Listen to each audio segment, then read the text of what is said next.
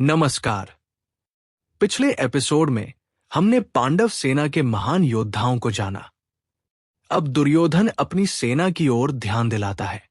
वह चाहता है कि उसके गुरु द्रोणाचार्य और सभी योद्धा आत्मविश्वास से युद्ध करें। लेकिन उसके शब्दों में एक ऐसा संकेत छिपा है जो उसके मन की वास्तविक स्थिति को उजागर करता है। श्लोक 7। अस्माकतु विशिष्टा ये तानि बोध द्विजोत्तम नायिका मम सैन्यस्य संज्ञार्थ तान ब्रवीमिते। अर्थ, हे श्रेष्ठ ब्राह्मण, अब मेरी सेना के प्रमुख योद्धाओं को भी जान लीजिए। श्लोक 8।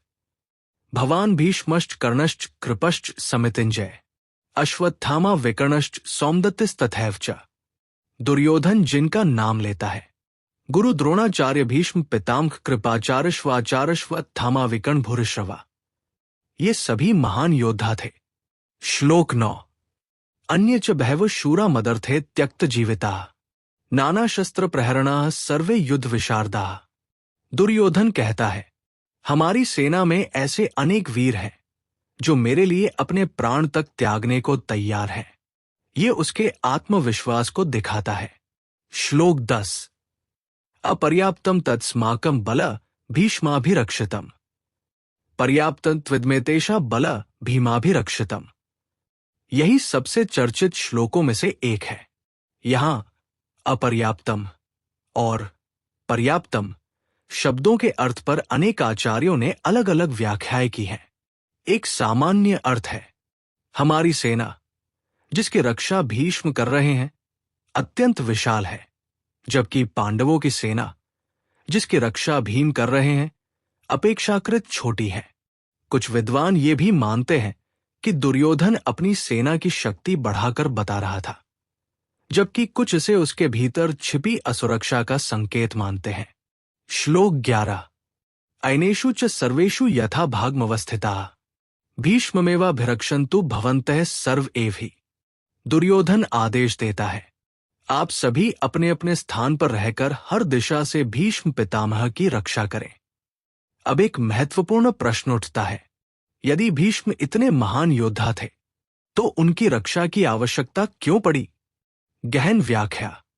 दुर्योधन जानता था कि भीष्म उसकी सेना की सबसे बड़ी शक्ति है।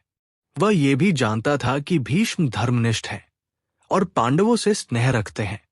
यदि भीष्म युद्ध से हट गए या उनका मन विचलित हुआ तो पूरी कौरव सेना का मनोबल टूट सकता था।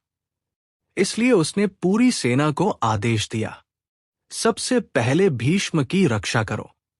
ये केवल सैन्य रणनीति नहीं थी, ये नेतृत्व की उस समझ को दर्शाता है कि किसी भी संगठन में कुछ व्यक्ति पूरे ढांचे की आधारशिला होते हैं। जीवन की सीख।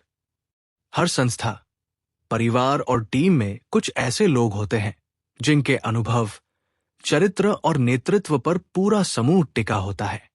उनका सम्मान और संरक्षण केवल व्यक्ति का नहीं, बल्कि पूरे संगठन की शक्ति का संरक्षण होता है। आज का चिंतन। क्या आपके जीवन में कोई ऐसा व्यक्ति है जिसने आपको दिशा दी है? क्या आप उनके प्रति उतने ही सजग और कृतज्ञ हैं जितने होने चाहिए? समापन। अगले एपिसोड में हम श्लोक 12-19 का अध्ययन करेंगे, जहां भीष्म पितामह सिंहनाद करते हैं, अपना शंख बजाते हैं और फिर दोनों सेनाओं के शंखनाद से पूरा कुरुक्षेत्र गूंज उठता है। यहीं से युद्ध का वातावरण अपने चरम पर पहुंच जाता है। जय श्री कृष्ण। हरि ओम।